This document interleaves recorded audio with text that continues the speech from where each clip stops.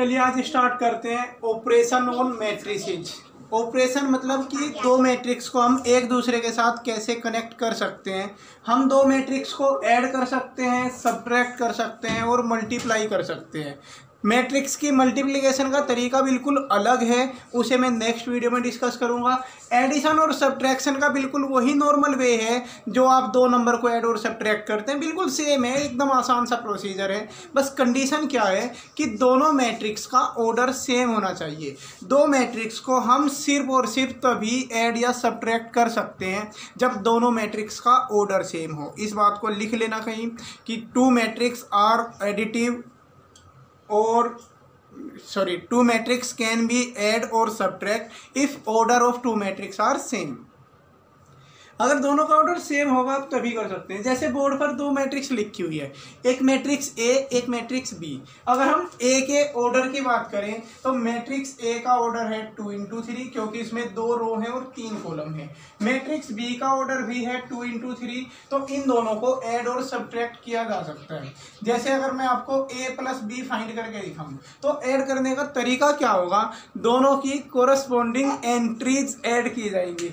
जैसे दोनों को जोड़ने के लिए आप इनकी कोरस्पॉन्डिंग एंट्री, मतलब जो इसका A11 है वो उसके A11 के साथ ऐड होगा, इसका A12 उसके A12 के साथ ऐड, इसका A13 उसके A13 के साथ ऐड होगा। तो बिल्कुल सेम इसी प्रोसीजर को आप फॉलो करोगे। जैसे 3 + 5 8 हो जाएगा, 4 + 3 7 हो जाएगा, -1 + 2 करोगे तो 1 मिलेगा आपको, 5 में -4 को ऐड करने पर 1 मिलेगा, 0 में 1 को ऐड करने पर 1 मिलेगा और 2 में आप 7 को ऐड कर दोगे तो 9 मिल जाएगा। और बस यही आ गया आपका A + B।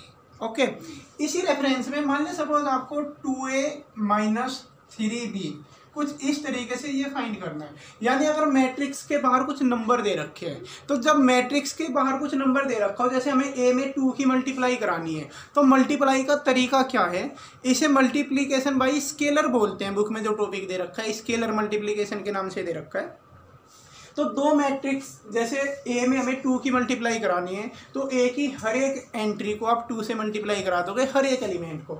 जैसे बी को 3 से करानी है तो बी के हर एक एलिमेंट को आप 3 से मल्टीप्लाई करा दो।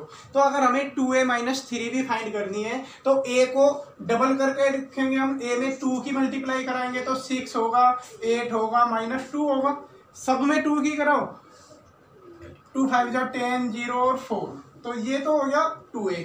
-3B लिखना है तो B वाले को 3 से मल्टीप्लाई कराओ, सबको 3 से कराओगे, 15, 9, 6, -12, 3, 21, ये हुआ। अब आपको इस मैट्रिक्स में से इस मैट्रिक्स को माइनस करना है, 2A - 3B, इसमें से इसे माइनस करेंगे। 6 - 15 होगा -9, 8 - 9 -1 हो जाएगा, -2 - 6 मिलकर होगा -8, 10 और +12 मिलकर हो जाएगा 22, 0 में से 3 घटाया -3 आ जाएगा, 4 - 21 करोगे, 4 में से 21 जाएगा -17।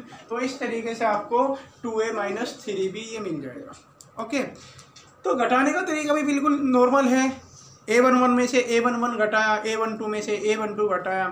जोड़ने और घटाने के लिए ऑर्डर सेम होना चाहिए और कोरस्पॉन्डिंग एंट्री ही ऐड या सब्ट्रैक्ट होगी। अगर किसी नंबर की मल्टीप्लाई करनी है मैट्रिक्स में तो नंबर की मल्टीप्लाई कराने के लिए उस मैट्रिक्स के हर एक एलिमेंट में उसी नंबर की आप मल्टीप्लाई करा दोगे। तो इस पर आधारित बड़े आसान से क्वेश्चन है। एक्सरसाइज के कुछ 2-4 क्वेश्चन मैं करा के दे देता हूँ, बाकी आप अटेम्प्ट करेंगे। एक्सरसाइज 3.2 से रिलेटेड है ये टॉपिक। जैसे ये एक्सरसाइज 3.2 का क्वेश्चन नंबर 6 है, बिल्कुल एडिशन और सब्ट्रैक्शन वगैरह के ऊपर ही डिपेंड है।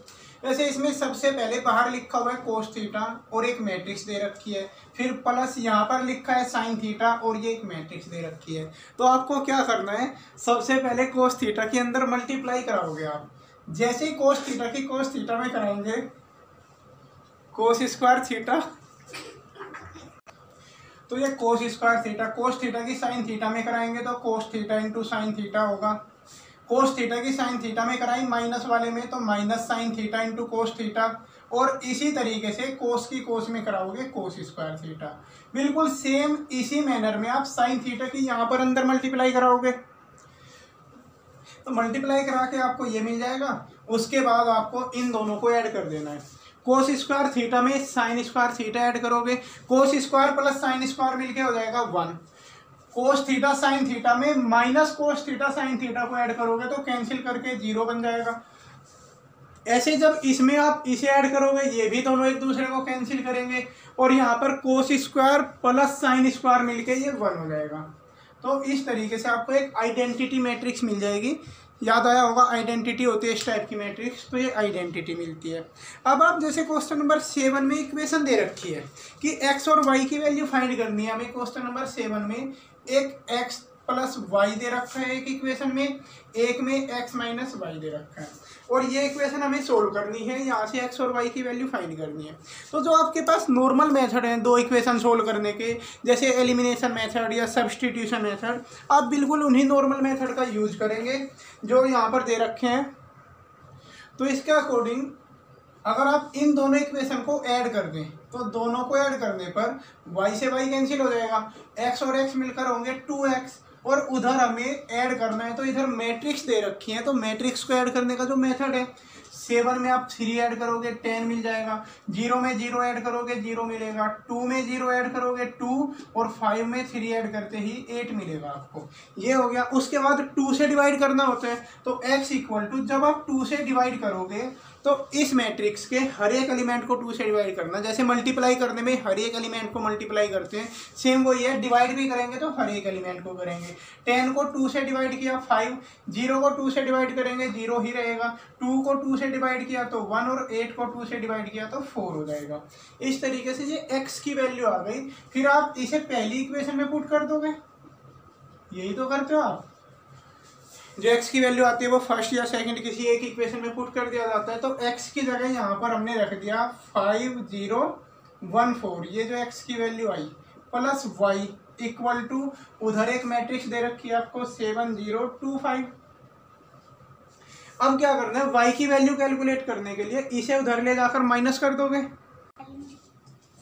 तो आप इसे सब्ट्रैक्ट करोगे, सब्ट्रैक्ट करते ही 7 में से 5 जाएगा 2, ये 0 बचेगा, 2 माइनस 1 1 और 5 में से 4 घटा दोगे आप 1।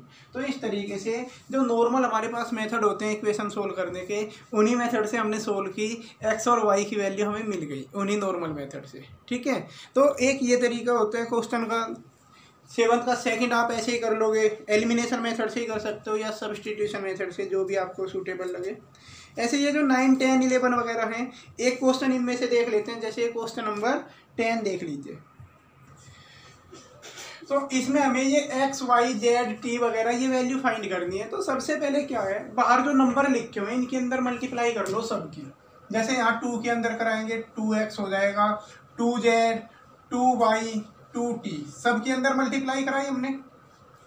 और प्लस इधर 3 की मल्टीप्लाई कराएंगे सब में, 3 माइनस 3 0 और 6 हो जाएगा। ये इतना कर लिया। उसमें भी आप 3 की मल्टीप्लाई कराओगे 9 15 12 और 18। अब आप देखो वेरिएबल तो सिर्फ यहाँ पर है, उसमें तो सब कांस्टेंट है, तो उस मैट्रिक्स को आप उधर ले जाओ। इधर बचेगा केवल 2x 2z 2y और ये 2t। और उस साइड जब इस वाले मैट्रिक्स को उधर ले जाके माइनस करोगे तो 9 में से 3 माइनस करना पड़ेगा, 6 बचेगा। 15 में से जब इसे माइनस करेंगे तो ये प्लस हो जाएगा, एक्चुअल में 18 हो जाएगा। 12 में से 0 माइनस करोगे 12 और 18 में से 6 माइनस करोगे तो आप 12 रहेगा। ओके, उसके बाद आप कंपैरिजन करा दो दोनों तरफ। कंपैरिजन, जब दो मैट्रिक्स आपस में इक्वल आ गई, तो पिछले वाली एक्सरसाइज में ये कंसेप्ट सीखा था हमने कि अगर दो मैट्रिक्स आपस में इक्वल हों तो उनकी कोरस्पोंडिंग एंट्रीज को इक्वल रख दिया जाता है। अब आप कंपैरिजन कराओगे 2x इक्वल टू 6, तो x की वैल्यू 3 मिल जाएगी आपको। बिल्कुल सेम इसी मैनर में 2z इक्वल टू 18, तो z की वैल्यू 9 मिल जाएगी। 2y इक्वल टू 12, तो y की वैल्यू 6 आ जाएगी। और 2t इक्वल टू 12, तो t की वैल्यू आपकी 6 आ जाएगी। इस तरीके से आपको ये x y z t वगैरह की सब वैल्यू मिल जाती है। इसी टाइप के ये क्वेश्चन है, आप करके देखेंगे। जो भी डाउट हो मुझसे डिस्कस कर लेना या कमेंट बॉक्स में लिख देना, मैं बता दूंगा। ओके, इस एक्सरसाइज में बीच बीच में कुछ मल्टीप्लिकेशन के क्वेश्चन दे रखे हैं, जैसे फर्स्ट के बाद के 2 पार्ट हैं फर्स्ट क्वेश्चन के, और ये आपका ये थर्ड क्वेश्चन पूरा मल्टीप्लिकेशन का है। इनको मत अटेम्प्ट करना, मल्टीप्लिकेशन का वीडियो मैं अलग से बनाऊंगा, उसे देखना।